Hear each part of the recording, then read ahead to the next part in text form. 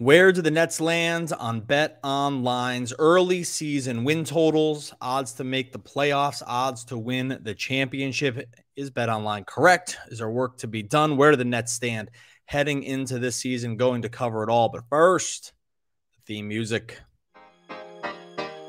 You are Locked On Nets, your daily Brooklyn Nets podcast. Part of the Locked On Podcast Network, your team every day.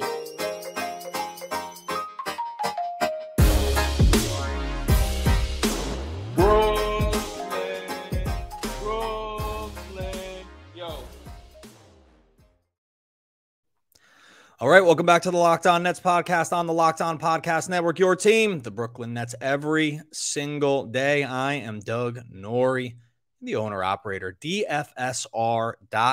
If you need projections for FanDuel, DraftKings, got you covered, DFSR.com. Football rolling through that season, awesome week one.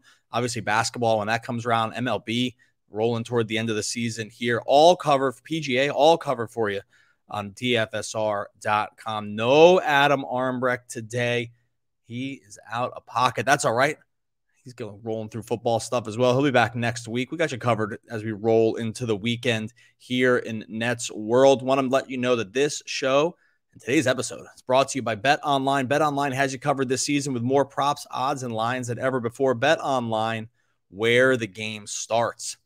And BetOnline is actually where I want to start this episode today because they have up all of the, not all, but they have a lot of early season lines as we start to look forward to the NBA season and kind of just like get a layout of how this season could unfold for the Brooklyn Nets. Like, you know, they already have lines for the first games of the season up right now. So, you know, opening night, Sixers, Celtics -5 over the Sixers, Lakers and Warriors already -6.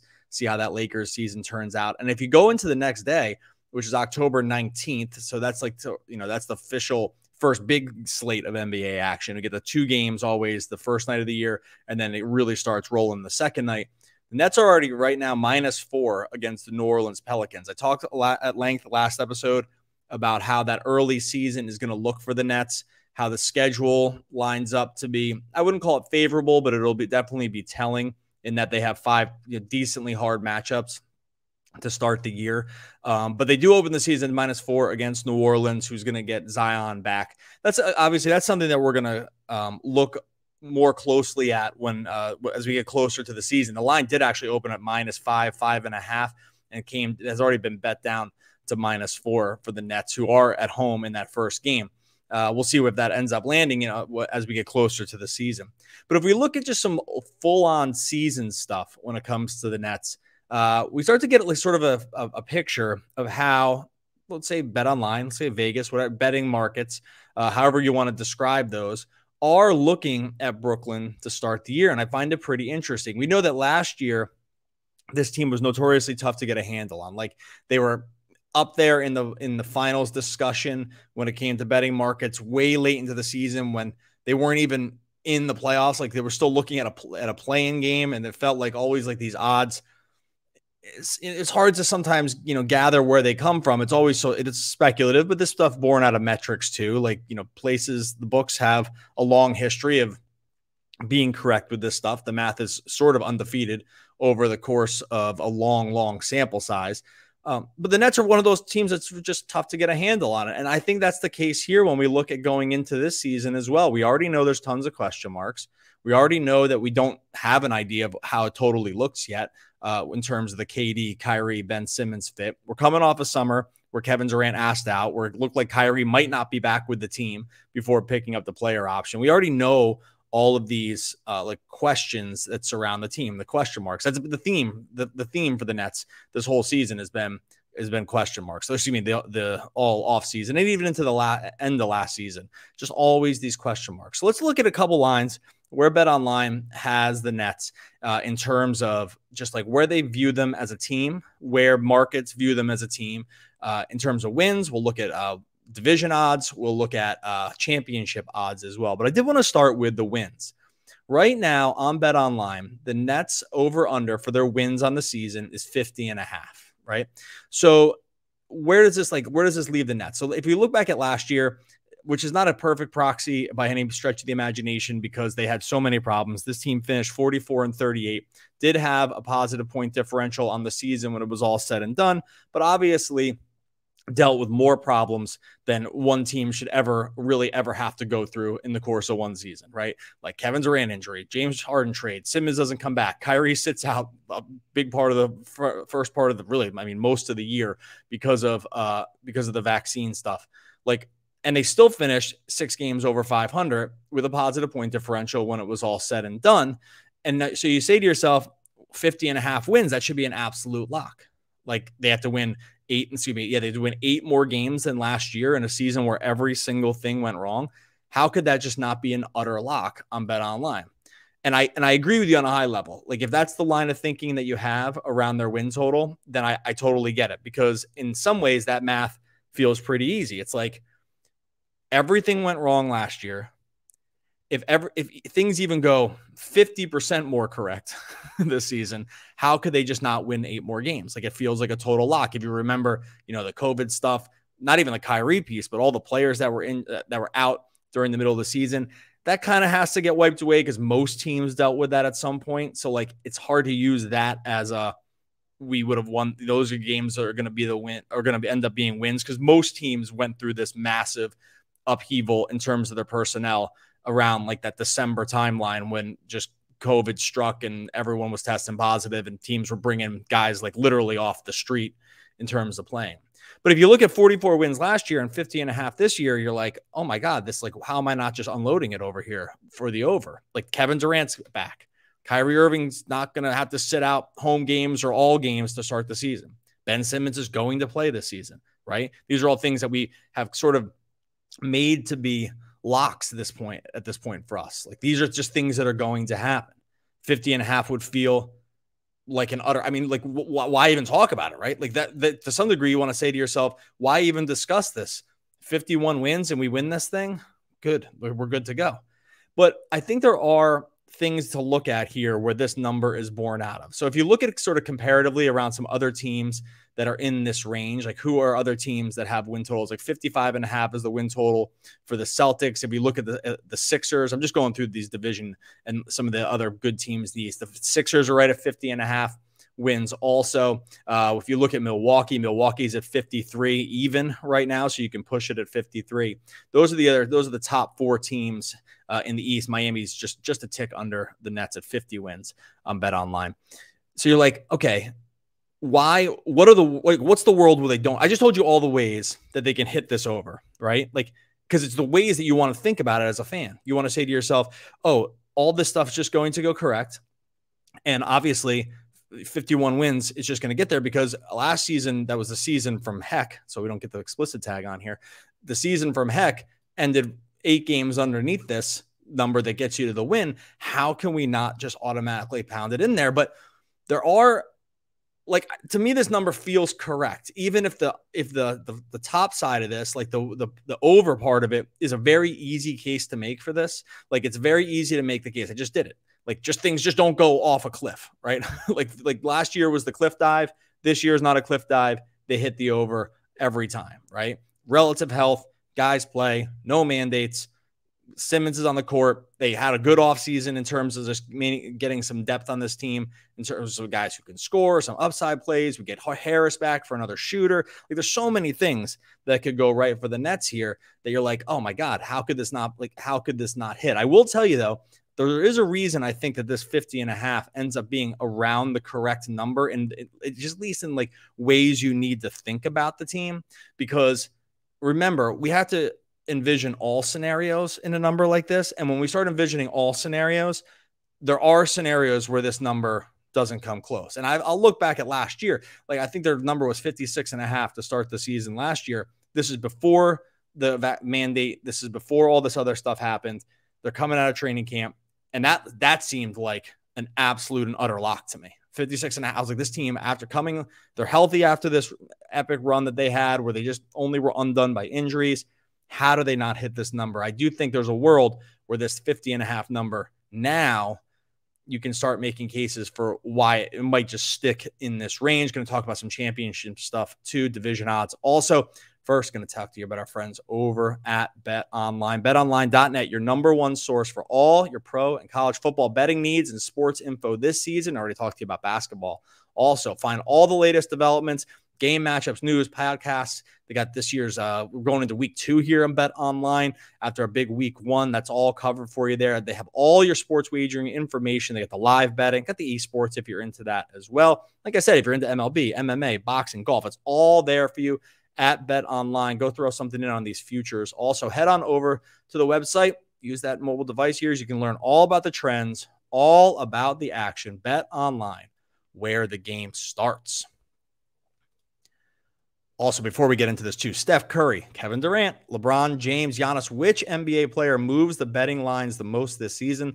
Locked On and BetOnline odds makers present the NBA top 50 most valuable players starting on September 19th. Find it on Locked On NBA, wherever you get your podcasts, and on YouTube.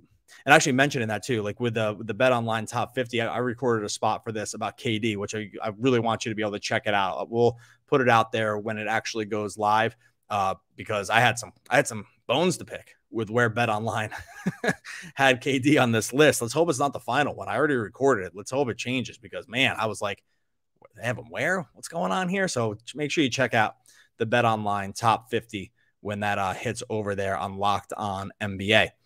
All right, so the 50.5 over-under number for the wins for the Nets this season. Let's just, I know people hate to do this. People hate to look at the downside sometimes. I mean, some fans only want to look at the downsides. I get it. Like, some people just, all they want to do is think about the downsides that, the pessimist glass half empty.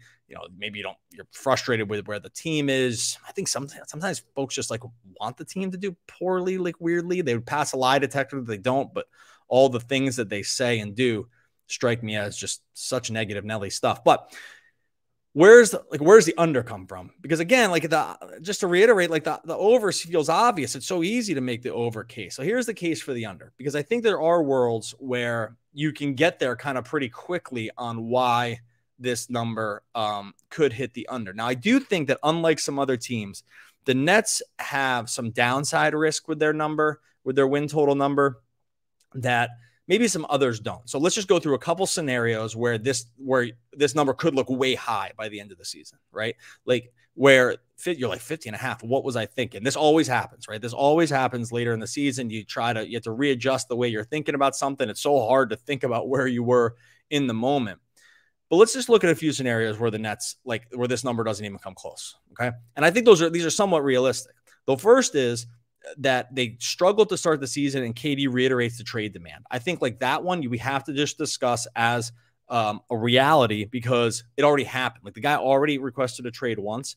So this isn't born. I'm not just pulling this out of thin air and being like, oh, what if? He already did it. So it's not even really a what if. It's maybe just a when again will it happen. And if KD requests a trade in season, and it's just because they get off to a slow start, it's not gelling, the Simmons thing doesn't work, which I'll get to in a second. There's a world where the wins start kind of cratering a little bit. And again, this is just born out of things that have already happened. He already did this. We just are only a few weeks removed from him rescinding the trade request. So is it nuts to think that this could happen in season again? Of course not. Of course, it could definitely happen.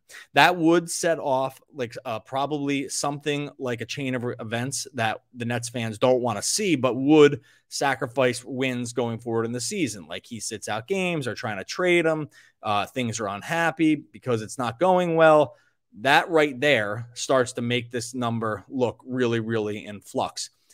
We have not seen Ben Simmons yet. He's working out. It looks fine. Every year is Ben Simmons' year in terms of when it comes, the offseason stuff. I want him to play well. We just haven't seen it. We want him to come back fully healthy. We want him to be the player he was. I believe it's going to be the case, but we are a year removed from him not even having played, right? And he has not stepped on a court in more than a full basketball season. Well, in a full basketball season, he had back surgery in the offseason. It looks like he's fully healthy. We are in a big time question mark, wait and see mode with him. Also, him not being fully healthy and him not returning to the player that he was before this would start impacting this win total, for sure. And they probably would have something like simultaneous side effects, because if that happens, then it's going to be harder for the Nets to be good. And we reintroduce the KD situation that I just talked about a second ago. And then it affects Kyrie too, because if the trade stuff comes back up because of there's some struggles, Kyrie's on an expiring here with the player option. Like, you would have to start thinking about a scenario where he gets moved too. I hate to be like this, but I'm just saying this is where we have to start thinking about where these totals come from and why sometimes it's much harder to look at the under sometimes. It's way more fun to bet overs. Like, this is everyone knows this that's done any betting. It's way more fun. Betting under sucks. Because typically you're rooting for something not to happen.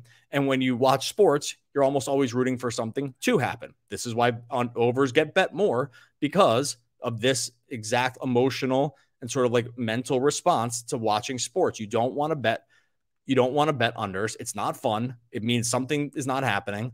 It means you're sitting there hoping for something not to happen, which is the worst way to watch sports. So you bet the over. I get it. I get why this happens, but there's a reason the unders exist. There's a reason that we have to talk about it. There's a reason this number got set where it is. And these are just some of the reasons.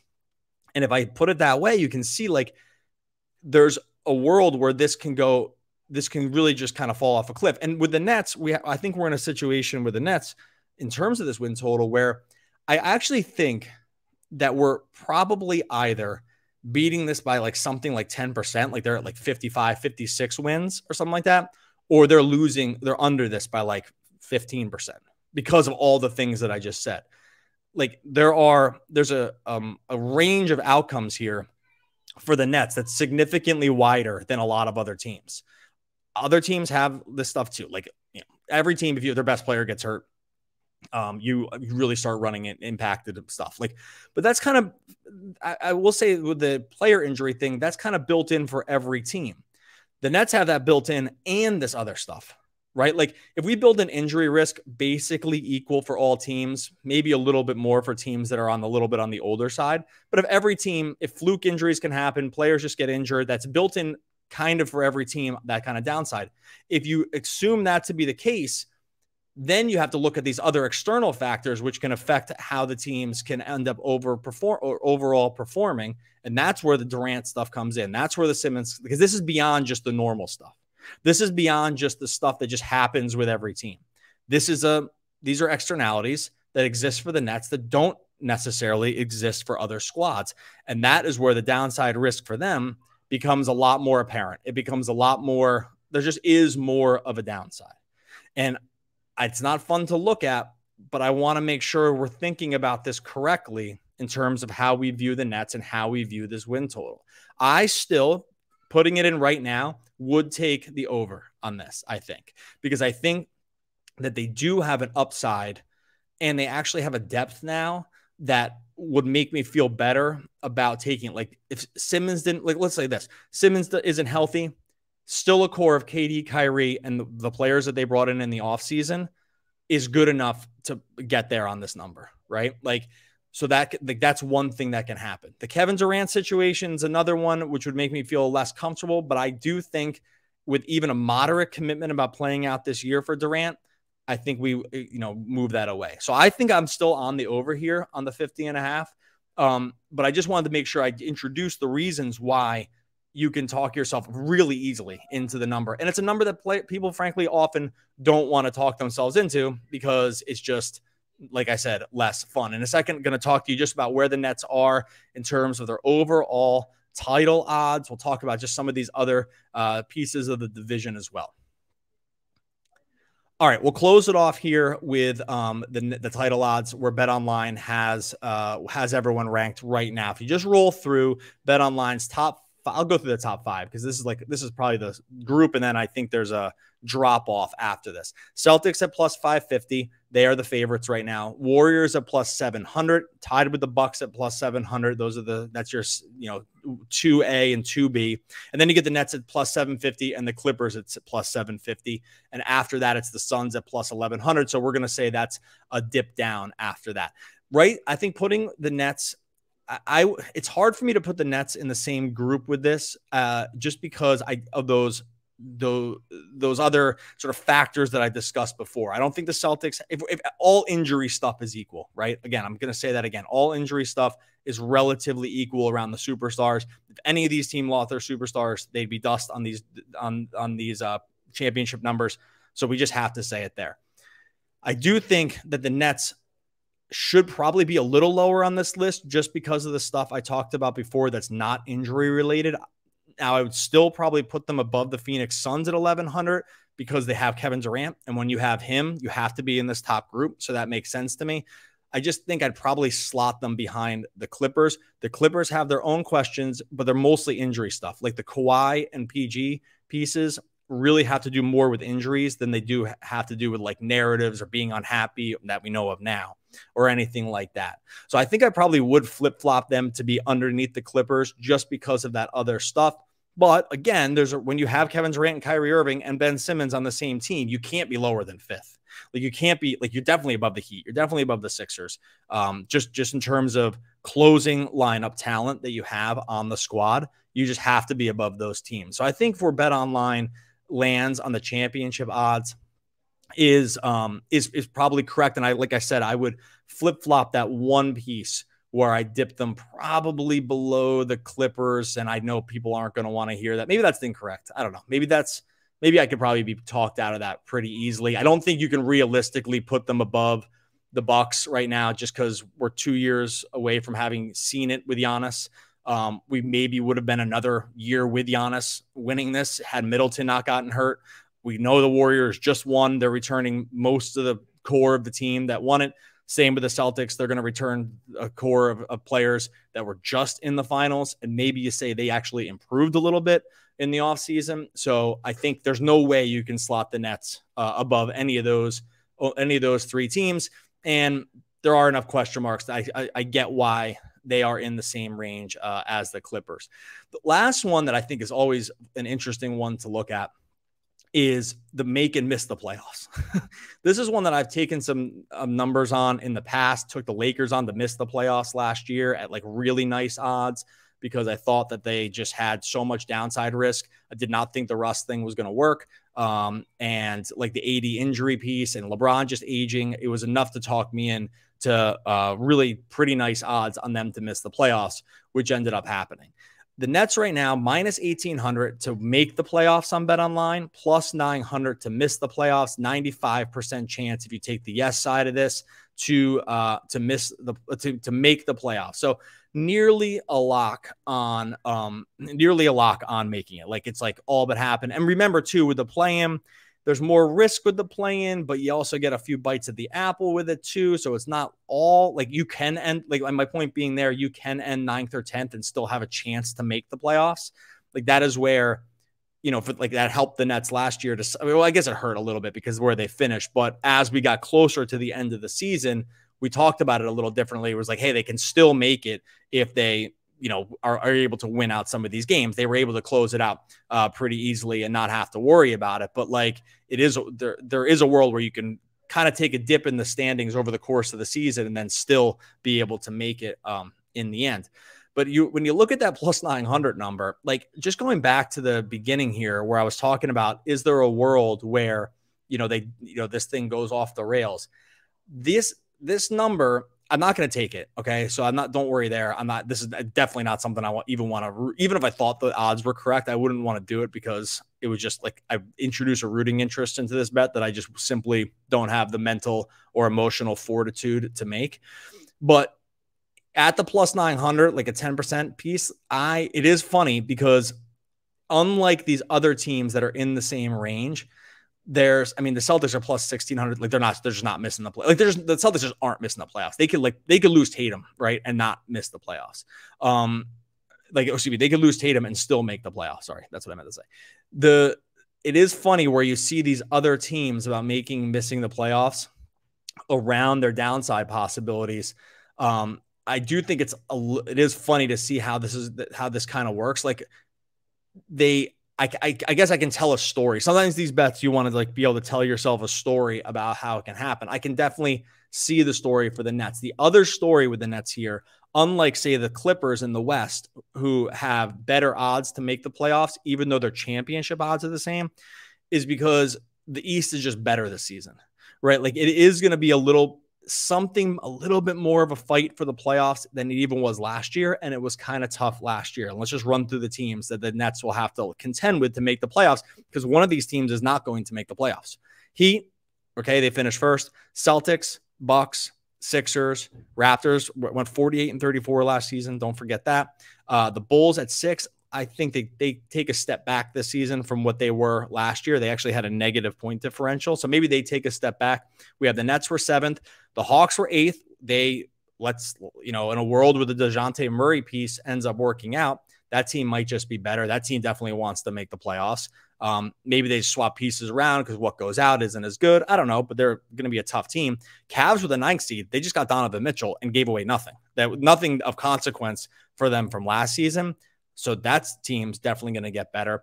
Hornets were the 10th seed. Hornets might just be sneaky bad this season. Obviously, the Miles Bridges piece factors into to where they are. They could be like, if there's a world where they kind of start bottoming out and Hayward gets put on the block, I don't know. Like that team could be worse.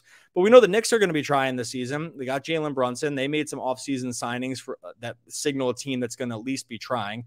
The Wizards made some moves here in the offseason and theoretically will have Beal back for a whole year. And then we get the 3 tanking teams, Pacers, Pistons, and Magic, who have no interest.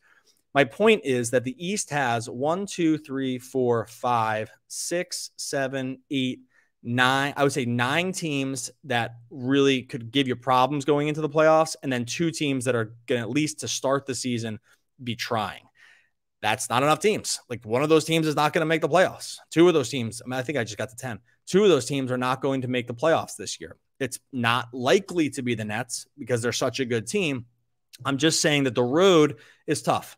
The road in the East to the playoffs is tougher than it is in the West. Like there's just more tanking teams in the West. There's more middling teams in the West. The East have a lot of teams that want to be really good this year, like that. And that's just the way it is. And that makes your road to the playoffs tougher. So just something to keep in mind over the course of the year. The last one was just the division. The win the division was plus 220. That's the East. I don't know how many people just pay attention to the divisions. The Nets division is tough though, with the Celtics and Sixers. So and the Raptors. So just something to be, if you're really into that, they have in their division at plus 220. The Nets have probably the only division in basketball. Just look real quick. Yeah. I mean, well, maybe the Pacific they have, but them and the Pacific are the only 2 divisions out of the 6 that have, you can make a case that all 5 teams are trying to make the playoffs and will be good/great on the year. Every other division has 1 or sometimes 2 teams that could totally stink. And the Nets just don't have that with the Atlantic Division in the Eastern Conference, just because Celtics, Sixers, Raptors, Nets, and Knicks are all going to be trying this season. So wanted to take a quick look at where the BetOnline stuff kind of landed here. I'm sure this stuff is going to change. I'm sure Adam and I will end up talking about this as we get a little closer to the season, only about a month away now. So these numbers aren't likely to change too much outside of some ground shifting just news or injuries or something that happens between now and then. So I'm sure we'll revisit it as we get closer to the season, but just some stuff to think about. Make sure you are thinking about downloading or subscribing to wherever you listen to podcasts, Spotify, iTunes, free and available there. Go and be part of the movement to get us to 3,000 YouTube subscribers. We are about 30 away at the time of this, maybe 20 away. So if you have not subscribed over on YouTube, all the episodes and more are over on the Locked On Nets YouTube channel. So go check that out. Adam's the one that always ends with a quote from the great American poet. So I'll leave that to him. I'll just tell you that we'll be back again next week talking more Brooklyn Nets basketball.